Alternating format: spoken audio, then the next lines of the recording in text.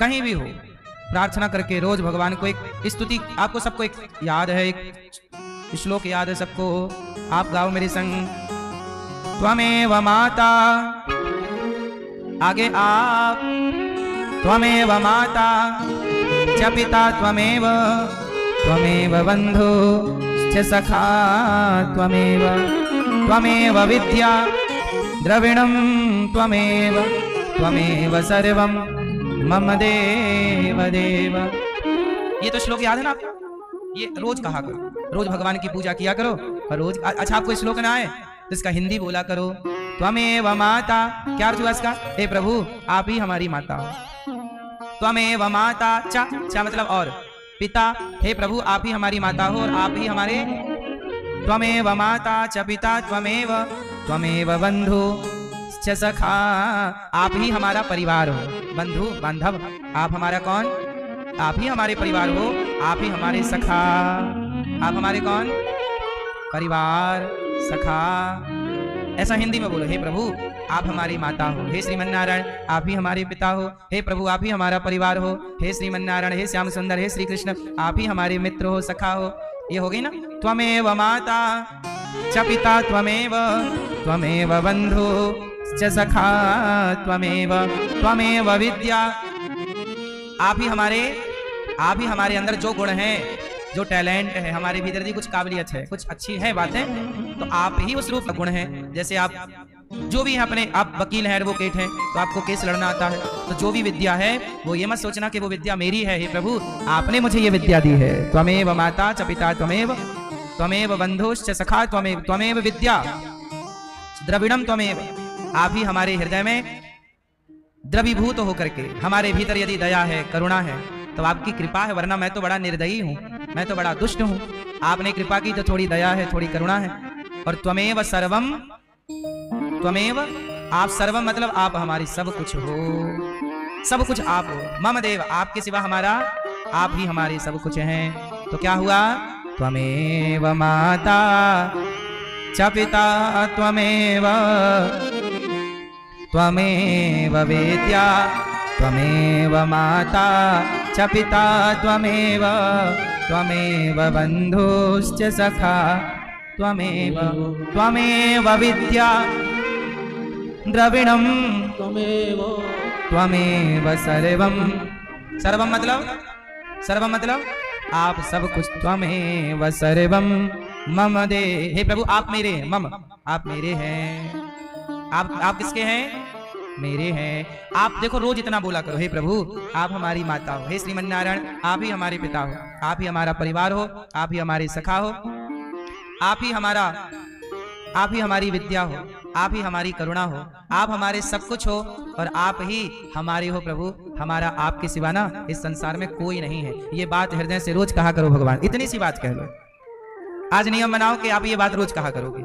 जरूरी नहीं है कि इस बात को कहने के लिए आप मंदिर जाओ, आप ट्रेन में बैठे हो वहां से कह लो, गाड़ी में हो वहां से कह लो, बिना नहाए हो बिना नहाए कह लो, बिस्तर पर लेटे हो बिस्तर पर लेटे कह लो, हॉस्पिटल में हो हॉस्पिटल में कह लो, खेत में हो खेत से कह दो, कहीं से भी तो पुकारा जा सकता ना। इतना कह दोगे तो भगवान ना इतनी बात, हम सनातनियों का सबसे बड़ा श्लोक है ये, जिसमें सब कुछ कह दिया। ये समर्पण का श्लोक, त्वमेव माता च पिता त्वमेव, ये समर्पण की बात है। इससे बड़ी कोई बात नहीं है। सब कुछ टटोल लो फिर तो सब सही अपनी जगह, लेकिन ये सब कुछ है इसमें। इतना भी कोई कह दे भगवान से तो ये बड़े दयालु है ना। उत्तिष्ठो उत्तिष्ठ गोविंद, उत्तिष्ठ गरुणध्वज, उत्तिष्ठ कमलाकांत, त्रैलोक्यं मंगलम कुरु।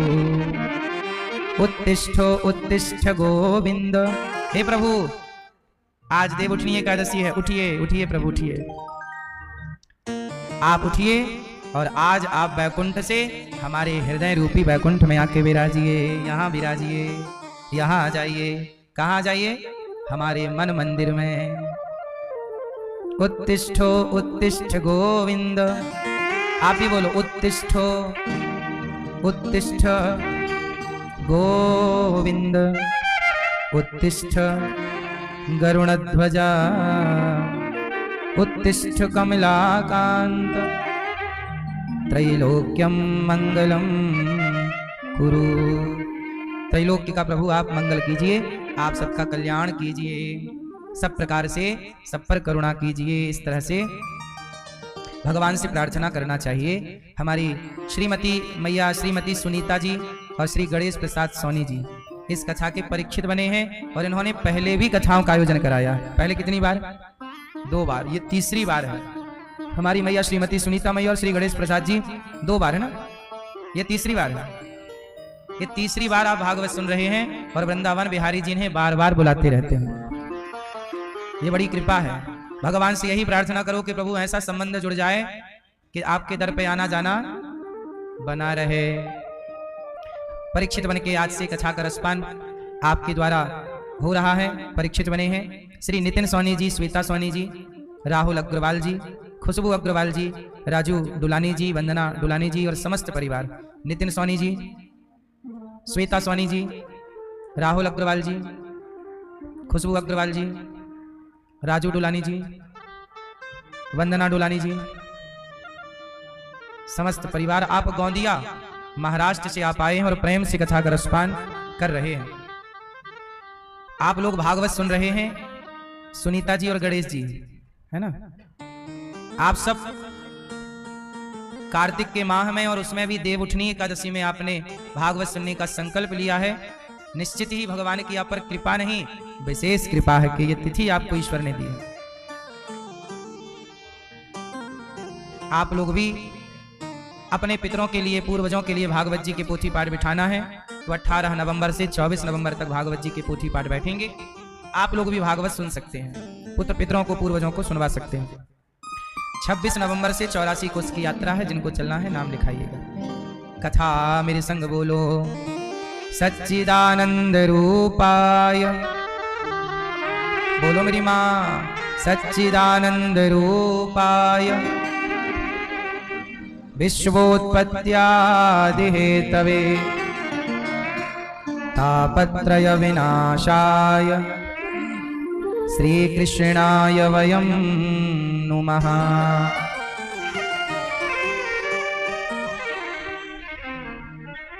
सच्चिदानंद रूपाय विश्वोत। भागवत जी में सबसे पहले भागवत जी की महिमा। भागवत सुनने वालों को पहले क्या सुननी चाहिए? भागवत जी की महिमा।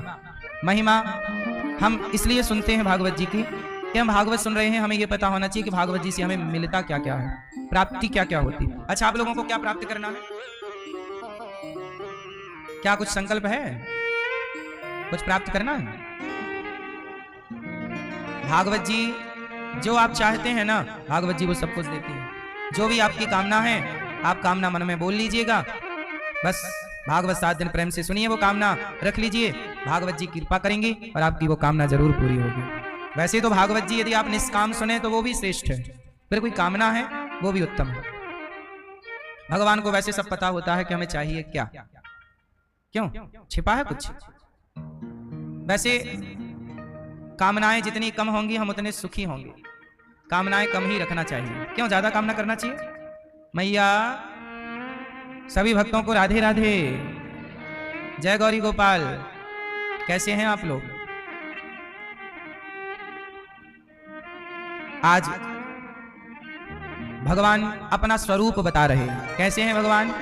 आज एकादशी है ना, तुलसी मैया का भगवान से विवाह। अभी कल हम लोगों ने तुलसी विवाह किया और तुलसी माँ और भगवान शालिग्राम भगवान। अच्छा, तुलसी और शालिग्राम भगवान का विवाह आज ही हुआ। क्यों? वैसे ये विवाह लंबा भी चलता है, 4 दिन का भी विवाह होता है, पूर्णिमा तक भी चलता है। तो विवाह क्यों हुआ? ये तुलसी कौन है? ये तुलसी पिछले जन्म में एक वृंदा थी। इनका नाम क्या था? वृंदा। ये बहुत बड़ी पतिव्रता थी। इनके पति का नाम था जलंधर। बहुत बड़ा जलंधर ताकतवर व्यक्ति था, पर राक्षस था, देवताओं को, भक्तों को परेशान करता। पर जलंधर की पत्नी जो वृंदा थी वो इतनी बड़ी पतिव्रता थी कि उसके पातिव्रत धर्म शक्ति के कारण उसे शंकर जी मार नहीं पा रहे थे। उसे कोई मार नहीं पा रहा था। फिर क्या करें? तब सबने भगवान श्रीमन नारायण से प्रार्थना की कि प्रभु इसकी पत्नी बहुत बड़ी पतिव्रता है और जब तक ये पतिव्रता इसका भंग नहीं होगा तब तक ये मरेगा नहीं, तो आप कुछ करो। तो भगवान बोले कि मैं तो सतियों के सतीत्व को बचाता हूँ, पतिव्रता नारियों के पातिव्रत धर्म की रक्षा करता हूँ और आप कह रहे हो बिगाड़ो। कहा प्रभु नहीं बिगाड़ोगे तो आपके निर्दोष भक्त को जलंधर मारता रहेगा।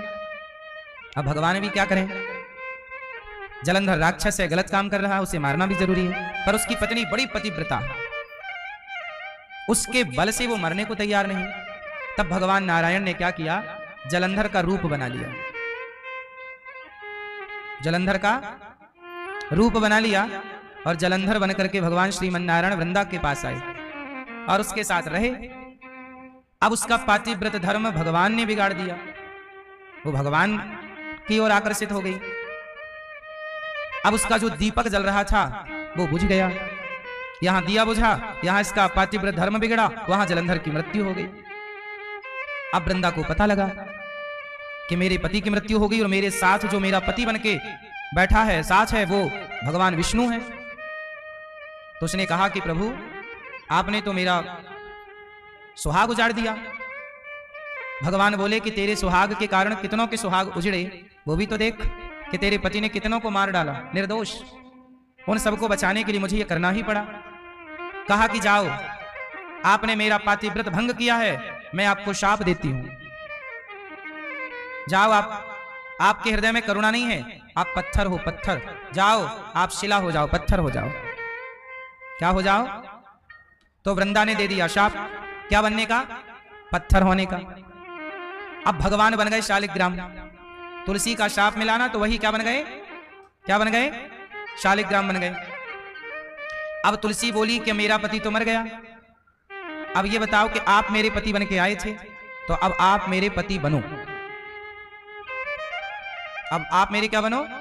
आप मेरे पति बनो। तो भगवान बोले कि तुमने शाप दे दिया, मैं बन गया पत्थर, अब ऐसा करो वृंदा, तुम अगला जन्म लो और फिर तुम मेरी पत्नी बनकर के आओ, हम तुम्हें स्वीकार करेंगे। तो वही वृंदा अगले तुलसी, वृंदा अगले जन्म में तुलसी बनी। तो तुलसी का एक नाम वृंदा भी है। इसका नाम वृंदावन इसलिए है कि जब वृंदा पहली बार तुलसी बनकर प्रकट हुई तो इस ब्रजमंडल में ही प्रकट हुई, इसलिए इसका नाम पड़ा वृंदावन। ये तुलसी का वन है, ये यहां तुलसी का क्या है?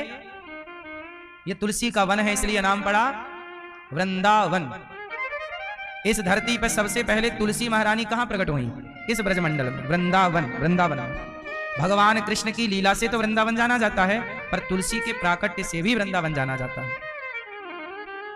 तो भगवान ने कहा कि तुम बनो तुलसी, हम बन गए शालिग्राम। अब शालिग्राम के ऊपर तुलसी चढ़ी रहती है। अब तुलसी क्यों चढ़ी है?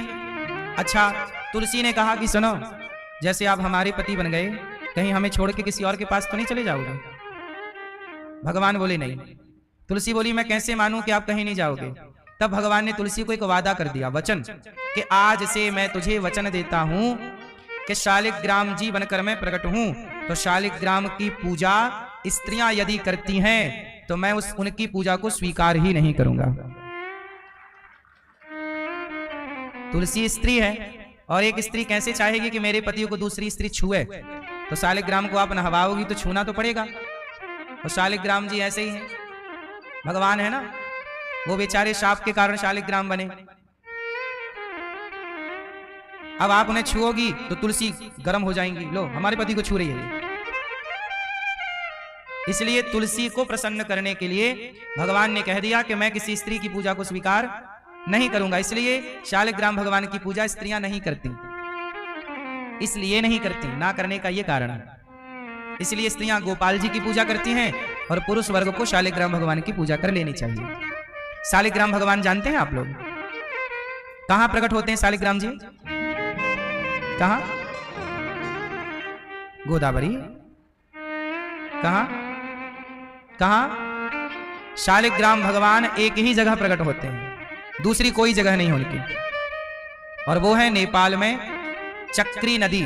उसे चक्री नदी भी कहते हैं, गंडकी नदी भी कहते हैं। गंडकी नदी में भगवान शालिग्राम प्रकट होते हैं। ठीक है, बात समझ में आई? वहां पे चक्री नदी क्यों कहा जाता है? भगवान शालिग्राम के शरीर में चक्र बनाने वाला वहां पर एक कीड़ा होता है जो चक्र बनाता है। शालिग्राम भगवान की पहचान क्या है? शालिग्राम भगवान सोना खाते हैं। आप ऐसे घिसो सोना शालिग्राम जी में, पूरा सोना समा जाएगा अंदर, यदि असली शालिग्राम भगवान है तो। जितना उनका वजन होगा उतना सोना वो ग्रहण कर लेंगे, बाद में आपको चाहिए तो लौटा भी देंगे। आपको निकालने का प्रोसेस पता है तो निकल भी आता है। सुनार इसी को कसौटी कहता है, ठीक है? नहीं सुना आपने कसौटी में खरा उतरना? कसौटी क्या है? शालिग्राम भगवान ही तो है। पहले के राजा महाराजा अपना सोना कहां छिपाते थे? शालिग्राम शिला में। बड़ी शालिग्राम शिला ले आए और उसमें पूरा सोना घिस दिया, अंदर चला गया। ढूंढते रहो, जब निकालना है निकल भी आएगा, उसका प्रोसेस है। आप में से कोई सुनार है पुराना? आप करते हैं ये काम? आपके पिताजी करते हैं? शालिग्राम जी से सोना निकाल लेते हैं? हाँ, घिसते हैं, निकल भी आता है। और शालिग्राम भगवान में नेचुरल सोना होता भी है, पता है आपको? सोना होता भी है शालिग्राम भगवान में, इसलिए वो भगवान है। सामान्य पत्थर थोड़ी शालिग्राम हो सकता है। शालिग्राम भगवान की पहचान है। सोना ऐसे घिसोगे एक तो वो सोने की धारी उसमें दिखने लग जाएगी। मंदिर में, ऊपर मंदिर में है शालिग्राम भगवान, दर्शन कीजिएगा। सारे घरों में शालिग्राम भगवान होने चाहिए। सबके घर में तुलसी हो, शालिग्राम भगवान हो, होने चाहिए।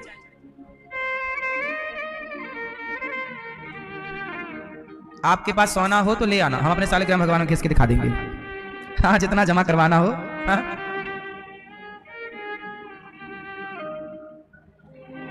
तो शालिग्राम भगवान का तुलसी जी से हो गया विवाह, इसी को कहते हैं आज तुलसी विवाह। तो आप भी ये उत्सव घर में किया करिए, भगवान का कीर्तन करिए। अच्छा, गंडगी जी, शालिग्राम भगवान कहाँ प्रकट होते हैं? गंडगी। अच्छा, शालिग्राम जी गंडगी में क्यों प्रकट होते हैं? इसकी भी एक कथा है, कहो तो सुनाऊं? सुनाए मैया? सुनो। एक क्या हुआ, एक वैश्या थी। हम जब अयोध्या जी में पढ़ते थे राम कथा, तो हमारे गुरुजी ने ये कथा हमें सुनाई थी जब हम पढ़ते थे। 2009-2010 की ये बात है। तो हम गुरुजी के पास बैठे थे। गुरुजी, अच्छा, हमारे गुरुजी जो हमें रामायण पढ़ाते थे, रामचरितमानस, वो हमारे गुरुजी ऐसे थे कि जो पढ़ाते थे वो अगले दिन पूछते थे, यदि बताओ, तो हमारे गुरुजी के पास पढ़ने केवल 4 बच्चे आते थे। उन 4 में एक मैं था। कोई आते नहीं था, क्योंकि वो जो पढ़ाते थे अगले दिन पूछते थे। जो पढ़ाया है कल वो अगले दिन पूछेंगे, यदि बता दिया तो आओ, वरना भीड़ लगाने की जरूरत। तो उनके पास केवल 4 बच्चे थे, और 4 में भी अधिक साधु लोग पढ़ते थे। एक मैं भी था, समय से जाता था पढ़ाई करने। गुरुजी पूछे, हाँ बेटा बताओ कल क्या पढ़ाए? पूरा पूरा गुरुजी को सुनाते थे। जब सुन लेते थे, सुन के संतुष्ट हो जाते, तब अगला पाठ पढ़ाते थे। चलो अब आगे सुनो। तो उन्होंने हमें एक दिन पढ़ाते पढ़ाते गंडकी के बारे में बताया। कहा कि गंडकी नाम की एक वैश्या थी, और वो वैश्या ही थी, रोज पर पुरुष का संग करती। एक दिन संत आए, तो संतों को देख करके गांव के लोग गए और सबने कीर्तन की, भजन किया, उन्होंने सत्संग कराया। तो वैश्या को लगा, चलो आज सब लोग जा रहे हैं, मैं रोज तो सत्संग करती नहीं, आज गुरुजी आए हैं, मैं भी थोड़ा सत्संग कर लेती हूँ। तो बेचारी वैश्या पीछे जाके बैठ गई। कथा हुई, गुरुजी ने बताया कि व्यक्ति जैसा करता है भोगना पड़ता है, और व्यक्ति का पाप उसके संग जाता है, और पराये पुरुष का संग करना ये सब पाप है, गलत। सब ऐसा प्रसंग रहा होगा, बता रहे थे। तो वैश्या को लगा, राम राम राम राम, मैं तो बड़ी पापनी हूँ, गुरुजी के हिसाब से तो मैं बहुत बड़ी पापनी हूँ। तो कथा पूरी हुई गुरुजी की, सब चले गए। तो वैश्या गई, गुरुजी मैं वैश्या हूँ, क्या मेरा उद्धार होगा? क्या मेरे भी सदगति के लिए शास्त्रों में कोई है उपाय? बताओ मैं क्या करूं कि मेरा कल्याण हो जाए? मैं वैश्या हूं। तो गुरुजी ने कहा, ऐसा है कि तू आज से वैश्यावृत्ति छोड़ और तू भगवान का नाम जप, कीर्तन कर, श्रीमन्नारायण श्रीमन्नारायण। वैश्या बोली, गुरुजी एक बात कहूं, आप कहते हो कि नारायण नारायण जपो, मैं जप तो लूंगी, मैं जप लूंगी, आपकी बात मान लूंगी, लेकिन मैं ना, आप कह रहे हो कि पराये पुरुष को छोड़ दो। गुरुजी मुझे आदत लग गई है, मैं पराये मर्द के बिना रह नहीं सकती, मुझे ये लत लग गई है, आदत, शारीरिक सुख पाने की आदत लग गई है। गुरुजी ऐसा करो कि मैं नाम तो जप लूंगी, लेकिन बताओ कि मेरा उद्धार कैसे होगा? मैं पर पुरुष को छोड़ नहीं सकती, अब बताओ कैसे इसका कल्याण हो? तब गुरुजी ने कहा, अच्छा ऐसा करना कि सूर्य अस्त के बाद तेरे पास जो पुरुष आ जाए, सूर्यास्त के बाद, क्योंकि वैश्याओं के पास पुरुष सूर्यास्त के बाद जाएंगे, तो तेरे पास जब पुरुष आए सूर्यास्त के बाद, उस पुरुष को रात भर के लिए तू अपना पति मान करके उसकी सेवा करना। जी गुरु जी, ये ठीक है। तो आज जो आएगा उसे आज पति मानूंगी, कल जो आएगा उसे कल पति मानूंगी, परसों जो आएगा उसे पति मान लूंगी। ठीक है। अब वैश्या का ऐसे चलने लगा। जो भी पुरुष आता वो पहले उसे सिंदूर देती, अपनी मांग भरवाती और उसको पति मानती, पति की तरह बिहेव करती, पत्नी की तरह आचरण करती, पूरी रात उसके साथ पति पत्नी की तरह रहती। सवेरे वो मर्द चला जाता, अगले दिन कोई दूसरा मर्द आता, उसे भी वो यही करती, लेकिन वो कीर्तन करती गुरु जी की बात मान के। अब भाई रात भर पति के साथ रह रही है वो पुरुष के साथ, दिन में थोड़ा सोई भी होगी, रात भर जागी है, तो जो समय बचता उस समय वो खा पी के भगवान का नाम, गुरु जी ने बोला ना नाम जप, श्रीमन्नारायण श्रीमन्नारायण। उसने गुरु जी की आज्ञा का पालन तो किया, श्रीमन्नारायण श्रीमन्नारायण श्रीमन्नारायण नाम जप करने लग गई। 1 घंटा आधा घंटा जो भी उसका टाइम बन गया नियम, उसने गुरु जी की आज्ञा सिरोधारी कर ली। देखो, गुरु के वचनों का पालन सही तरीके से किया जाए तो भी भगवत प्राप्ति संभव है। अब वो वैश्या ने क्या किया, ऐसे करते करते महीनों बीत गए। अब उसके ना प्रेम से भगवान रीझ गए। एक दिन क्या हुआ, उसके पति बन के भगवान कृष्ण ही आ गए, भगवान नारायण उसके पति बन के पहुंच गए और लीला चालू कर दी। अब भगवान आए सूर्यास्त के बाद, और उसका नियम था जो पुरुष आएगा उसे पति मानूंगी, तो आ गए भगवान पुरुष बन के उस वैश्या के घर। अब उसने कहा मेरी मांग भरो, भगवान मांग भर रहे हैं। अब भगवान के साथ वो रहने लग गई रात को पति पत्नी की तरह। अब भगवान तो क्या लीलाधर है। रात हुई तो भगवान बोले सिर में दर्द हो रहा है, वो दवाई ला के लगा रही है, मालिश कर रही है। भगवान बोले मैं मर जाऊंगा। बोली मैं आप चिंता ना करिए नाथ, मैं आपके लिए वैद्य बुलाती हूँ। वो वैद्य को बुलाने गई तो भगवान ने हाथ पकड़ लिया, मत जाओ, तुम चली जाओगी तो हम मर ही जाएंगे, तुम यहीं रहो। सवेरे 4 बज गए तो भगवान ना मर गए, मरने की लीला की, मर गए। अब लो भैया वो वैश्या, उसने देखा मेरा पति मर गया। अब पति मर गया, मर भगवान ही लीला कर रहे हैं। उसने ये देखा कि ये गुरु के वचनों पर कितना चल पाएगी आगे। पति मर गया। अब लो भैया सवेरा हुआ, गांव वालों को बोला भैया मेरे पति मर गया। गांव वाले हंसे, वैश्या का पति कब से हो गया। लोग मजाक उड़ा रहे हैं, पर उसने कहा नहीं नहीं मेरे पति मर गए, ये देखो मर गए हैं, आप ऐसा करो कि शमशान की तैयारी करो। गांव वालों ने कहा भाई कोई मर गया होगा, कोई मर्द आया होगा इसके बाद, मर गया, उसकी तैयारी की। अब तैयारी की उसकी, अब इसने भी 16 श्रृंगार कर लिए, वैश्या ने श्रृंगार किया 16, और चली आगे आगे भगवान की अर्थी जा रही है और ये पीछे पीछे जा रही है। गांव वाले बोले कहां जा रही है, बोले मैं सती होऊंगी, सती। अरे तू तो वैश्या है, तू कैसे सती हो जाएगी। ना ना ना, मैं पतिव्रता नारी हूं, ये मेरे पति हैं। मेरे गुरुजी ने कहा था रात को जो आए वो आपके पति, तो सवेरे होने से पहले ये मर गए तो यही मेरे पति हैं और मैं पति के संग सती होंगी। अब लो भैया चिता पे उसे भगवान जी को रखा, भगवान जी तो मरने की लीला की, मरे पड़े। अब भगवान चिता पे लेटे, गांव वालों ने चिता तैयार की, लिटाया, वो चिता तैयार की और लिटाया, और ये जाके बैठ गई चिता पे वैश्या, और बैठी हो भगवान का सिर रख लिया अपनी गोद में, और गोद में रख लिया। गांव वाले बोले जल जाएगी, बाहर आ जा। नहीं नहीं नहीं, मैं तो पति के साथ जलूंगी, मेरे पति हैं ये। ले भैया चिता पर बैठी, पति तो मर गए थे। अब गुरुजी ने कहा था नाम जपना, नारायण श्रीमन्नारायण श्रीमन्नारायण, जपने लगे। तो लोगों ने पूछा कि आग कौन लगाएगा तेरे पति को। बोले आप कोई ना लगाओ, आग दूर खड़े हो जाओ। हे प्रभु, यदि मैं पतिव्रता नारी हूं और मैंने अपने गुरु के वचनों का पालन किया है सही सही, तो चिता पे आग लग जाए। अब भगवान एक आंख खोल के देखे, जब आंख एक खोल के देखे तो वो सचमुच उसके कहते ही आग लग गई। भाई पतिव्रता तो पतिव्रता है, पतिव्रता नारी का अपना ही रुतबा होता है, भजन में तो प्रभाव है ही है। सच्ची आग लग गई उसके तपोबल से, आग लग गई, चिता जलने लगी। और जब जली तो भगवान के पांव में गरम गरम लगा। भगवान बोली तो जला डालेगी, भगवान बोले कोई बात नहीं। भगवान को कहां आग वाग लगती है, प्रहलाद को आग लगी नहीं, तो जब भगवान के भक्त को आग नहीं लगी तो भगवान को क्या आग लगेगी। अग्नि तो भगवान का मुख है, ब्राह्मणोस्य मुखमासी, है ना।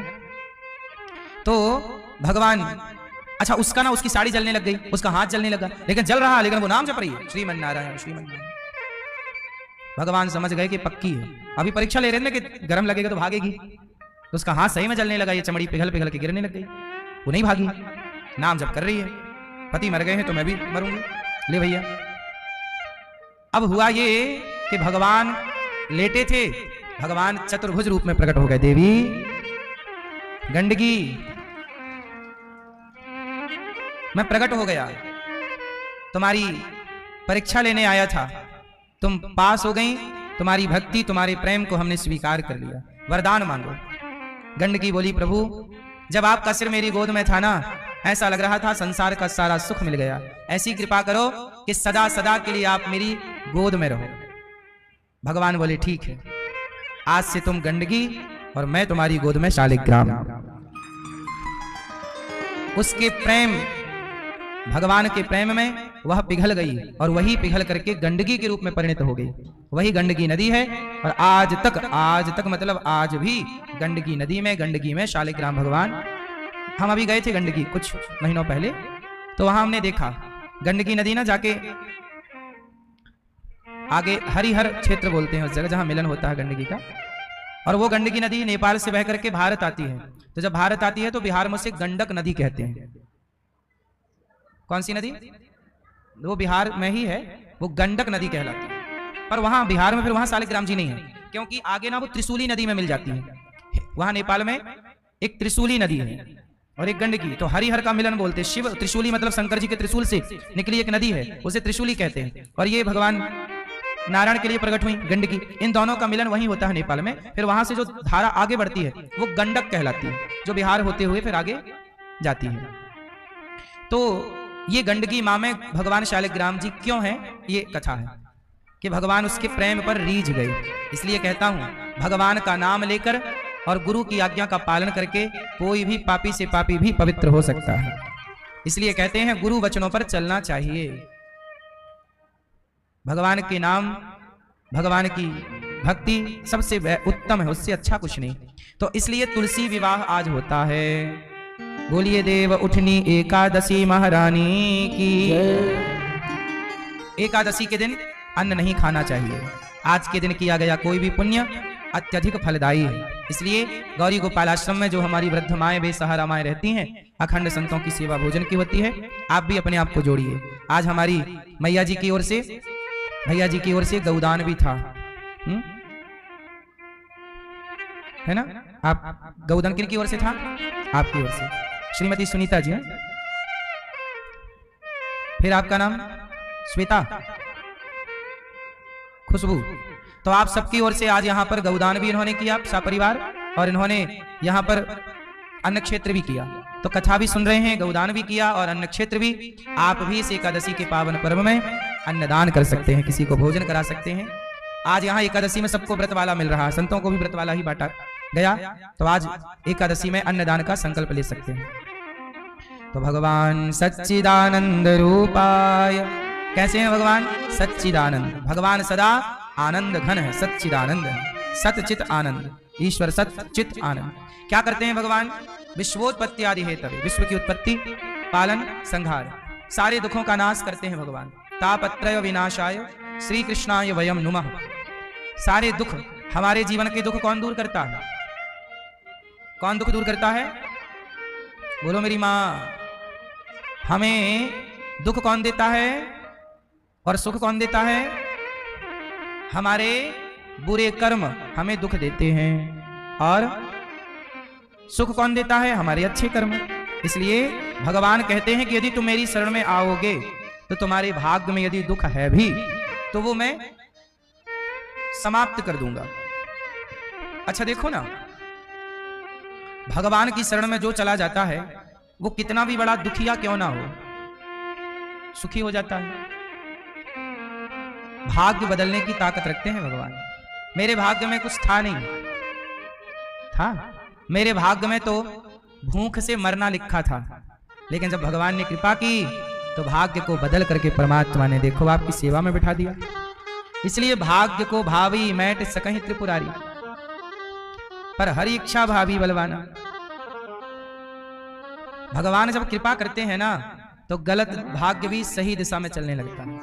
इसलिए भाग्य बड़ा है, कम नहीं है। कहते ना भाग्य में जो है वो भोगना पड़ता है या जाना पड़ता है, लेकिन भाग्य के ऊपर ना भगवान की कृपा है, करेक्शन कर देते हैं भगवान, गलत चीज मिटा देते हैं। जैसे बच्चे पेंसिल से लिखते हैं और कुछ गलत हो जाए तो मिटा देते हैं, हाँ या ना? ऐसे ही जो आपके भाग्य में गलत है, यदि शरणागति है पक्की वाली, तो तुम्हारे गलत भाग्य को मिटा देंगे परमात्मा अपने। ठीक है। तो मेरी मां, भगवान बड़ी कृपा करते हैं। कब कृपा करते हैं? जब आप शरणागति करते हैं, सारे दुखों को दूर कर देते हैं। ऐसे भगवान को हम नमस्कार करते हैं। यम प्रव्रजन्तमनुपेतमपेत कृत्यम